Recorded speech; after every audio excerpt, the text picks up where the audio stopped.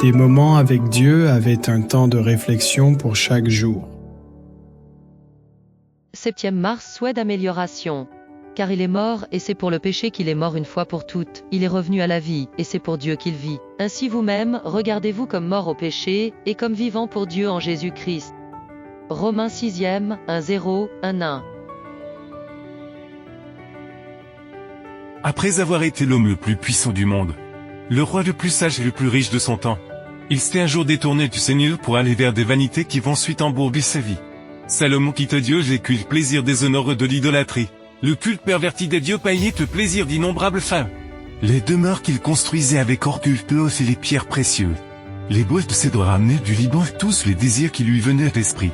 Rien ne lui était refusé, mais un jour, fatigué de marcher dans des voies vaines et d'avoir éloigné de Dieu toute la nation, il se réveillait de ce folie revint à l'Éternel. Son cœur se rendit compte que tout ce qu'il avait accompli n'était que vanité après vanité, qu'il n'avait jamais reçu de satisfaction ni de bonheur complet, il était toujours vide. Ne trouvant pas de repos pour son âme et son cœur aspirait de meilleures choses. Il comprit enfin qu'il devait mourir au plaisir trompeur du péché et commencer à vivre pour le Christ. C'est ainsi que l'homme vit sans Dieu, partout sur la terre que les hommes d'État, les gouverneurs et tous les peuples ressentent dans leur cœur le désir de choses meilleures. Le cœur semble s'éveiller pour faire ce qui est juste, mais l'absence de réponse humaine décisive. Tous les bons et restent des désirs, les choses du monde ne peuvent satisfaire votre désir. L'Esprit de Dieu les exhorte à rechercher les seules choses qui peuvent donner la paix et le repos.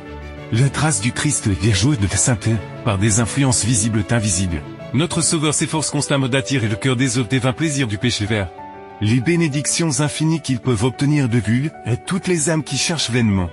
Le sabre vulcitane crevassé de ce monde, s'adresse le message divin que celui qui est soif vienne, et tout celui qui le veut boive de l'eau de la vie.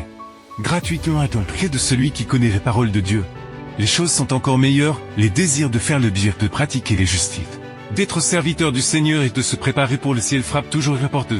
L'esprit demande une réponse, il y a toujours une conscience qui me rappelle qu'il y a de meilleures choses à vivre, qu'il y a des impiétés auxquelles il faut renoncer, qu'il y a des sujets médités et de nouvelles habitudes à prendre, soudain. Notre esprit ressent le désir de lire les Bibles et de chanter, de faire de meilleures choses. Cependant, s'il n'y répond pas par des décisions, il ne reste que des désirs sans rien faire d'autre. En effet, ces désirs sont produits par le Seigneur.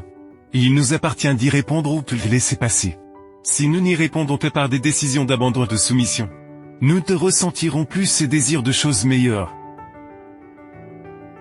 Toi, dont le cœur aspire à quelque chose de meilleur que ce monde ne peut donner, tu reconnais dans ce désir la voix de Dieu qui parle à ton âme. Demande-lui de te donner le repentir, de te révéler le Christ dans son amour infini et sa pureté absolue.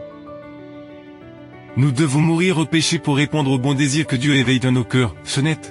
Que rejetons les invitations de Satan que nous pouvons vivre serviteurs du Seigneur, et cela doit toujours être notre décision. Amen. Merci pour écouter cet audio. Nous vous invitons à partager avec votre. Contactez et visitez le site web. biblewell.com